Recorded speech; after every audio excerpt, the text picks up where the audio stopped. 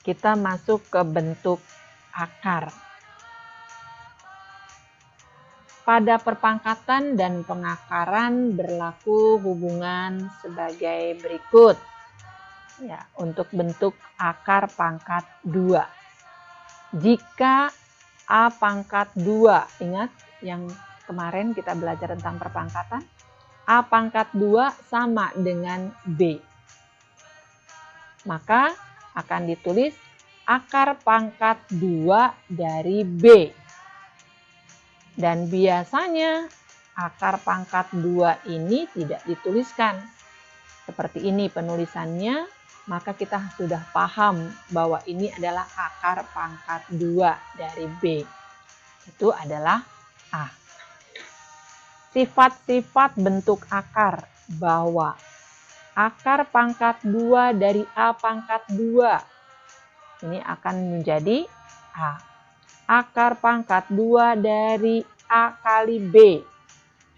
Akar pangkat 2 dari A dikali akar pangkat 2 dari B. Dengan satu syarat, A-nya lebih dari atau sama dengan 0, dan B juga lebih dari atau sama dengan 0. Dan untuk sifat yang ketiga, akar pangkat A per B akan sama dengan akar pangkat A per akar pangkat B. Nah, sifat berikutnya, akar pangkat N dari A pangkat M. Sekarang pangkatnya tidak mesti 2, bisa 3, 4, 5, dan seterusnya akarnya. Nah, kita buat menjadi akar A, akar pangkat N dari A pangkat M menjadi A pangkat M dibagi N atau M per N. Misalnya P berikutnya, P dikali akar pangkat N dari A ditambah Q dikali akar pangkat N dari A akan sama dengan P ditambah Q dikali akar pangkat N dari A. Sedangkan pengurangannya sama dengan waktu penjumlahan, hanya beda tandanya. Operasinya pengurangan. P dikurangi Q dikali akar pangkat N dari A. Akar pangkat N dari A kali B akan sama dengan akar pangkat N dari A dikali akar pangkat N dari B. Pintar. Kemudian akar pangkat N dari A per B sama dengan akar pangkat N dari A dibagi akar pangkat N dari B. Dengan syarat B-nya tidak sama dengan 0. Akar pangkat M dari akar pangkat NK dari A akan sama dengan akar pangkat M-nya dikalikan dengan N dari akar pangkat dari A. M dikali N dari A. Lanjut. Kita ambil contoh yang pertama. Untuk yang tidak tertulis berarti akarnya pangkat 2. Akar dari 20 anak-anak. Kita dekatkan bahwa kita harus mengingat kuadrat sempurna. Pernah kita belajar di kelas 8 tentang dalil Pitagoras, kita belajar tentang kuadrat sempurna. Itu ada 1, 4, 9, berapa lagi? 16, 25. Berapa lagi, Nak? 36. Lalu 49, 64, 81, 100, dan seterusnya. Merupakan kuadrat sempurna. Kalau dia akarnya akar pangkat 2 dari 20, berarti yang merupakan kuadrat sempurna yang bilangan itu bila dikalikan salah satunya adalah kuadrat sempurna menghasilkan 20. Nah, kuadrat sempurnanya di sini adalah 4. Berarti 20 dibagi 4, 5. Akar pangkat 2 dari 4 dikali 5. Nah, akar 4 kan kita sudah tahu hasilnya adalah 2. Akar 5 tidak bisa diselesaikan, tetap bentuk akar 5. Maka 2 akar 5 ini merupakan bentuk sederhananya. Akar dari 50 bagaimana? Sama. Berapa dikali berapa yang salah satunya adalah kuadrat sempurna yang menghasilkan 50. Apa itu? Faktor dari 50. 25 dikali 2. 25-nya kuadrat sempurna, 2-nya akarnya. 2 akar dari 25 berarti 5. Akar dari 2 tetap akar 2 berarti 5 akar 2. Begitu seterusnya anak-anak. Misalnya akar 48. Berarti kuadrat sempurnanya adalah 16. 16 dikali 3. Faktor dari 48, 16 kali 3. Akar dari 16 adalah 4. Akar dari 3 adalah akar 3. 4 akar 3 jadinya. Bagaimana dengan akar dari 54? Sama nak. Seperti itu. Kita cari semuanya, dicari kuadrat yang sempurnanya. Nah ini yang lebih kecil, masih akar pangkat 2 dari 8. Kita buat menjadi lebih mudah dengan membuatnya akar pangkat 2 dari 2 pangkat 3. Kita bisa buat seperti ini. Mau langsung juga boleh nak, yang kayak seperti yang tadi menjadi akar dari 8 itu 2 akar 2. Akar dari 32 sama. Mau cara langsung seperti yang di nomor 1 sampai 5 tadi boleh, mau seperti ini juga bisa. Maka akan dapat 4 akar 2.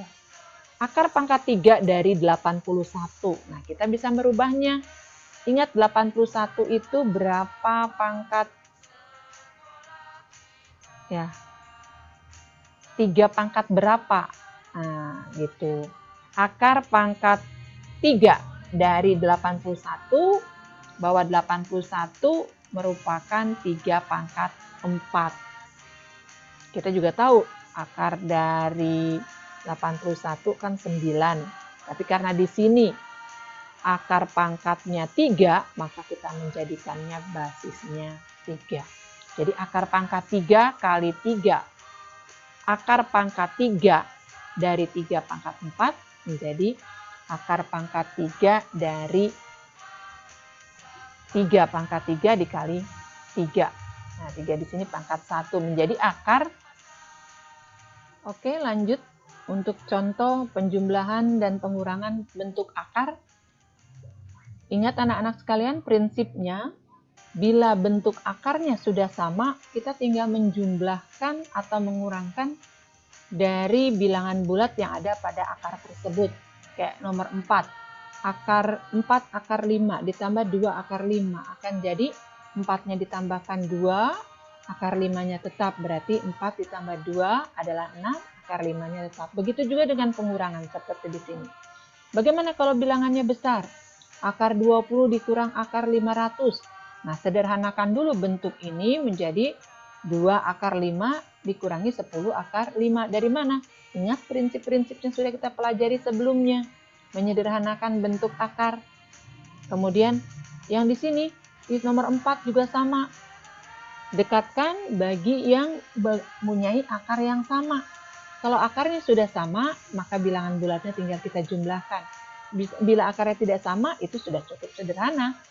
Seperti ini. Jadi 7 akar 5 ditambah 4 akar 3 sudah cukup sederhana. Sampai di situ operasinya. Lanjut, perkalian dan pembagian pada pengakaran. Perkalian dan pembagian pada pengakaran tidak berbeda dengan waktu tadi penjumlahan. Kalikan saja bilangan bulat, lalu kalikan juga akar-akar. Begitu juga pembagian akan sama. Sebetulnya mudah, prinsip-prinsip operasi perkalian maupun pembagian pada pengakaran. Contoh, akar 15 dikali akar 3. Kita kalikan saja 5 dikali 3 berapa? Begitu juga 2 akar 7 dikali 5 akar 7. Kalikan saja bilangan bulatnya 2 dikali 5. 7 dikali 5, maka menghasilkan seperti ini. Begitu juga pada pecahannya. 3 akar 5 dibagi 2 akar 5. Maka 3 dibagi 2, 3 per 2, akar 5 dibagi akar 3, dan seterusnya. Kalau bentuknya besar, ya tinggal menyederhanakan saja. Makanya, kalian harus lancar-lancar betul operasi-operasi perkalian maupun pembagian bilangan. Kemudian, pada bentuk pecahan yang apabila penyebutnya merupakan bentuk akar. Kalau penyebutnya seperti ini, maka kita harus merubah ini, menyederhanakan ini dengan cara mengalihkan sesuai dengan prinsip pada pecahan. Kita kalikan dia dengan yang ada pada penyebut. Tapi ingat, untuk bentuk akar kita harus buat lawan dari yang ada di soalnya ini. Misalnya akar A per akar B ditambah akar C, maka kita akan menjadinya A per akar B ditambah akar C dikali dengan akar B min akar C. Ini penjumlahan jadi pengurangan, pengurangan jadi penjumlahan. Lalu bagaimana? A dikali akar B, ini dia. A dikali akar B dikurangi A-nya dikali akar C. Dibagi atau per akar B kali akar B, ini dikurangi akar B kali akar C ditambah akar C kali akar B, yang ini akar C kali akar B, dikurangi akar C kali akar C. Ini dia. Maka hasilnya A kali akar B dikurangi A kali akar C per akar B kali akar B kan B. Akar C kali akar C kan C. Sedangkan ini coba, akar B dikali akar C ditambah akar C dikali akar B, yang ini negatif, yang ini positif, akan jadi 0.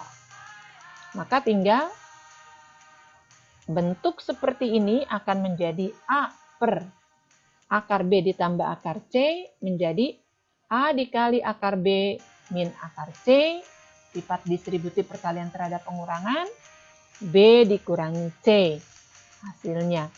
Begitu juga pada pengurangan. Ini juga seperti itu. Bedanya kalau pengurangan ini hasilnya pengoperasiannya penjumlahan, kalau penjumlahan pengoperasiannya pengurangan. Contoh, 2 akar 2 per 3 akar 5 ditambah 6 akar 2. Kita sama kayak tadi. Ini dirubah, maka dikalikan ini 2 akar 2 dikali 3 akar 5 dikurang 2 akar 2 dikali 5 akar 6 akar 2 per 3 akar 5 dikali 3 akar 5, kemudian 3 akar 5 dikali 6 akar 2 dikurang ya. Terus ditambah 6 akar 2 dikali 3 akar 5 dikurangi 6 akar 2 dikali 6 akar 2. Nah, ini dia jadi 2 dikali 3, 6 akar 2 dikali akar 5 akar 10, 2 dikali 5, 2 dikali 6, 12, akar 2 dikali akar 2 ya 2. Untuk 3 akar 5 dikali 3 akar 5, 3 dikali 3, 9, akar 5 dikali akar 5, 5, 3 akar 5 dikali 3 akar 6 akar 2, ini kan negatif. Ditambah 6 akar 2 dikali 3 akar 5, positif, maka habis, jadi 0. Tinggal akar 6 akar 2 dikali 6 akar 2. 6 dikali 6, 36.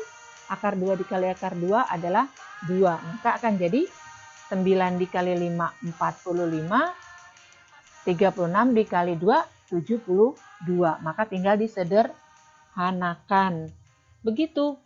Bila kalian sudah lancar, maka akan mudah, asik sekali mengerjakan soal-soal matematika seperti ini. Ini juga sama. Kalau di sini penjumlahan, soal kedua pengurangan, sama. Bedanya ini dia, lihat.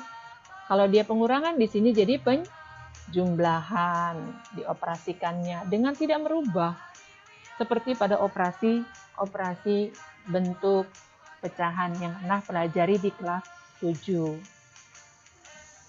Lanjut. Nah, ini juga sama yang tadi ya. Ini 4/3 ditambah akar 5, maka akan seperti ini juga, sama. Ambil yang penyebutnya, tapi jangan lupa rubah operasi penjumlahan jadi pengurangan. Mudah sekali. Kalau sudah lancar, akan mudah sekali kita mengerjakan soal-soal ini. Ingat anak-anak, untuk diingat bahwa sifat-sifat perpangkatan dan bentuk akar A pangkat M dikali A pangkat N, karena bilangan pokoknya sama, maka tinggal jumlahkan pangkatnya. Bilangan pokoknya sama, kalau dibagi, kurangkan pangkatnya. Kemudian, kalau pangkat dipangkatkan kembali, maka tinggal dikalikan pangkatnya.